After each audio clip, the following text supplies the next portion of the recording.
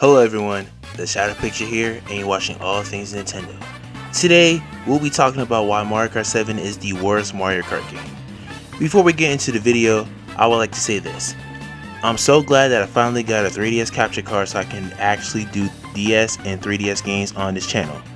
Originally, I wanted to talk about a first party launch title when I started talking about another Nintendo system, but Mario Kart World is coming out in a month. So I think talking about Mario Kart might be perfect for this time. And I decided to talk about Mario Kart 7. Mario Kart 7 is a game released on the Nintendo 3DS in 2011. And I hate this game. Don't think I hate this game more than I hate Superman 64. That game stays forever bad. But this video will tell you why I hate this game. Remember, this is based off of my opinions and my opinions only, so please don't take offense at what I say that you don't agree with.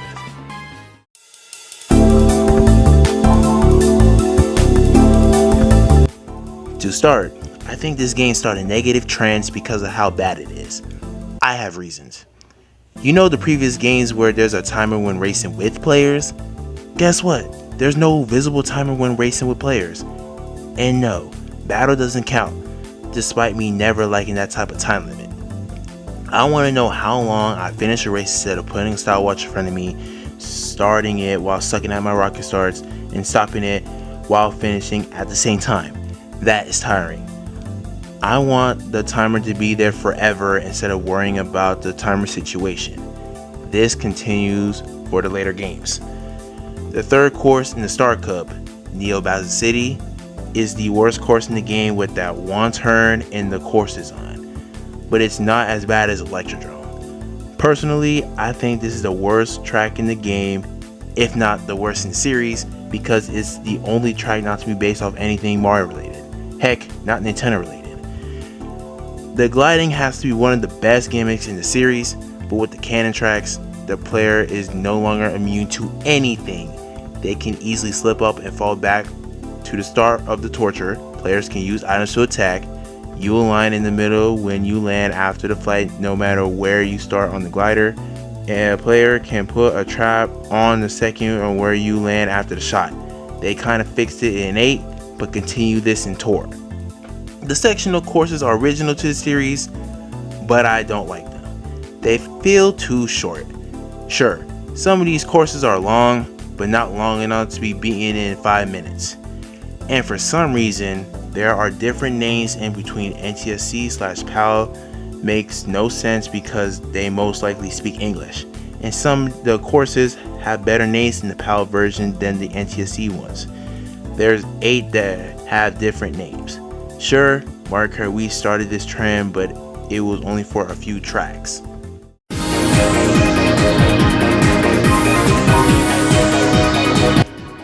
This is something that we can all agree on. The lack of modes. Okay, where is the single player versus mode? I mean, Mario Kart DS and we had versus mode in single player. Heck, Super Circuit on the Game Boy Advance had a single player versus mode. It literally became a staple in the series, and getting rid of it doesn't make sense to me. Remember missions from Mario Kart DS? That was so fun. I actually had something to do in single player. Mario Kart Wii did the exact same thing, but it was online and they called it tournaments. Guess what Mario Kart 7 has? Nothing, because it's for the greater good.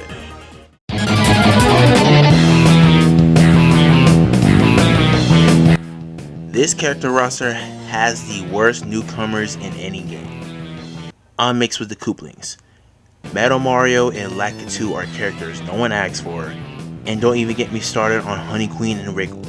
I mean, they're so bad that they're the only characters from this game to not be in Mario Kart Tour. The character selection screen is so disorganized. Sure, Mario Kart 8 had a terrible roster, but look how organized it is. Mario, Luigi, Peach, Daisy, and Rosalina are on the top row while the baby counterparts are 2 rows under. Metal Mario's with the adults while Pinko Peach is with the babies. And they actually have a me look like it's part of the game instead of putting it out of place. And there's missing fan favorites like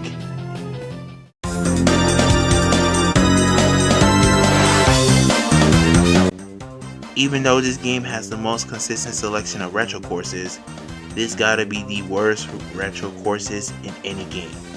Besides Luigi's Mansion, the retro track stayed the same, it still sucks, or just downgraded compared to their original. I'm trying not to compare things that cause the 3DS limitations. Luigi Raceway is a good track, it's just super boring in this version compared to its N64 counterpart for some reason. Bowser Castle 1 didn't change anything drastically apart from adding the best gimmick. Mushroom Gorge removed the 2 mushrooms from the start of the race. It just sucks because it's an okay shortcut. Koopa Beach in the NTSC version made the cave shortcut harder than it needed to be. Mario Circuit 2 is still the same course but with the gliding gimmick. Coconut Mall has the escalators telling you where it's going, which just ruins the fun.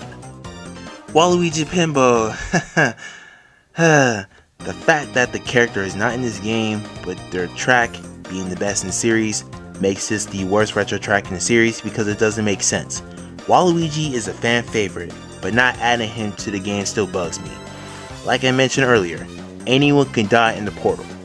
The only positive thing about this course is that Wario is the staff ghost, but that shouldn't have been the case since Waluigi played this course in Mario Kart DS, and they decided to add Honey Queen instead of him because of time constraints. Or maybe Honey Queen didn't replace him, since this game was rushed due to time constraints. I'm guessing Metal Mario replaced him because he's a clone and easier to develop. If that's the case, then why add Waluigi Pinball to the game if you're not going to add the character himself? Calamari Desert should have been replaced by Sunset Wilds or Yoshi Desert because this game already has 3 N64 courses. Plus, you can't drive in the cave anymore. Maple Treeway took off the bridge at the end of the track, which is understandable, but they should have reused mushrooms just to make it somewhat harder. Like Waluigi Pinball, anyone can die during the cannon run. Koopa Cape is one of the best tracks in Mario Kart Wii. I don't know if its reason is a part of the 3DS limitations, but what they did with the underwater section is so dumb. I get why they made it fully underwater, but can they at the bare minimum keep the zappers? It just feels empty compared to the Wii version. Airship Fortress has the same problem with Waluigi Pinball and Maple Treeway with the cannon situation, but at least the player can drive on the rails at the start of the race. Rainbow Road is still really hard, but they added ramps for some reason, and the Rainbow Thrombs are no better. The reason why I like Luigi's Mansion and why I think it's better than every retro track in the game is because it's already good and improved it somewhat. The Boo paintings in the mansion pop out to the player, which gives it more of a horrific feel. I like DK Pass, Daisy Cruiser, and Dino Donna Jungle because it includes the gimmicks, but it also sucks because it uses the gimmicks a bit too much for my liking.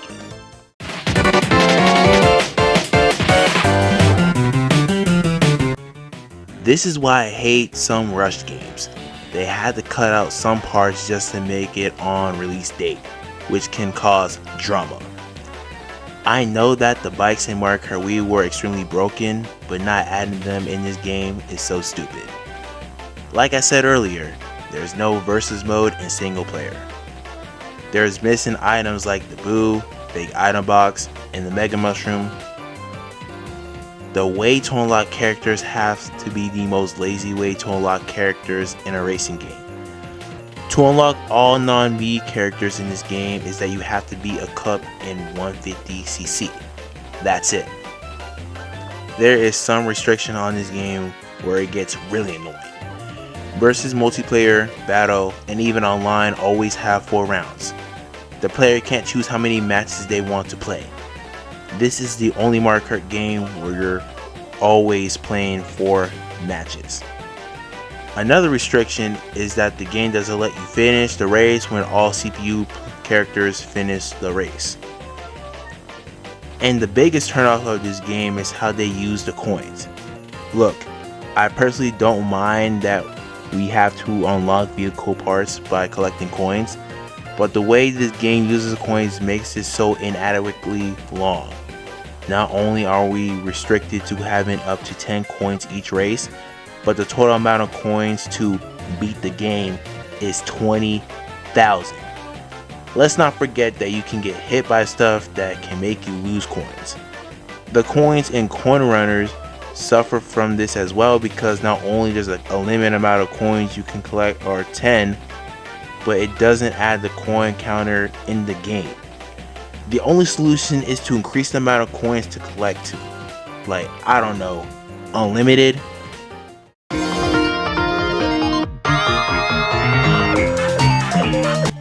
Since I hate this game, I can't be negative all the time, so we're talking about the good things. The new tracks have to be the best new tracks in any game for the series, and most of them are my all-time favorites. Shy Guy Bazaar is based off the game Shy Guy first appeared in, using an Arabian style. Woohoo Loop and Maka Woohoo, or Woohoo Island Loop and Woohoo Mountain Loop, are really interesting tracks that you travel around an island. They're not based on a Mario game, but I'm gonna let that slide simply because I like Wii Sports. My main problem with these tracks is that they're sectional. Music Park or Melody Motorway has to be the best track in the game because it's based on musical instruments. Rock Mountain or Alpine Pass is a fun mountain track with lots of gliding places, and the end of the track with the falling rocks has to be my favorite part. Piranha Plant Slide or Piranha Plant Pipeway is based on the OG Super Mario Bros. World 1-2, but this time it has water, making it more interesting. Wario's Shipyard or Wario's Galleon is based off of the Wario Land series. Enough said. DK Jungle is based off of jungle hijinks from Donkey Kong Country's Return with the aspects and the enemies. This track is the reason why Retro Studios was a part of this game. Rosalina Ice World is based off of Super Mario Galaxy, and this time the penguins aren't enemies anymore. Bowser's Castle is the first Bowser's Castle with an underwater section. Rainbow Road in this game is the best Rainbow Road rendition because you're actually driving on space objects like planets and moons. The only problem I have is that it's sectional. I want to race on it at least 2 times. Like I mentioned before, they introduced the best gimmicks, gliding and underwater. They brought back the pipe frame. You can customize your kart, which is the first game in the series to do so. The starting banner for the new tracks uses the new Mario Kart logo, while the retro tracks uses the classic logo, even though Mario Kart DS and Wii never used it in their logos. And at least they didn't bring back the Thundercloud. Nintendo should have just had more time working on the game in order for it not to have this many negatives. They kind of fixed the problems I've listed in Mario Kart 8, but not enough for me to tolerate it. Sure, objectively this is not the worst Mario Kart game, but this has to be the most disappointing one in terms of impact, if that makes sense. Super Mario Kart started the series.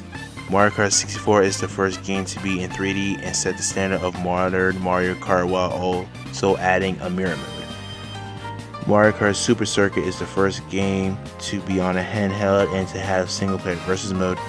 Mario Kart Double Dash has this team mechanic, vehicle options, and everything is in 3D.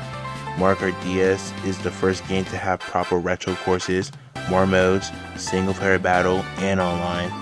And Mario Kart Wii introduced bikes, tricks, half pipes, 12 racers, and a big fan base. Mario Kart 7 has introduced so many good things, but it has so many bad things, like removing the good things from prior games, that just turns me off from this game for years. Got nothing else for this video. If you guys want content, like and subscribe, and I'll share more Nintendo content just like this. I'm the Shadow Patron, and I'll see you guys very soon. Later.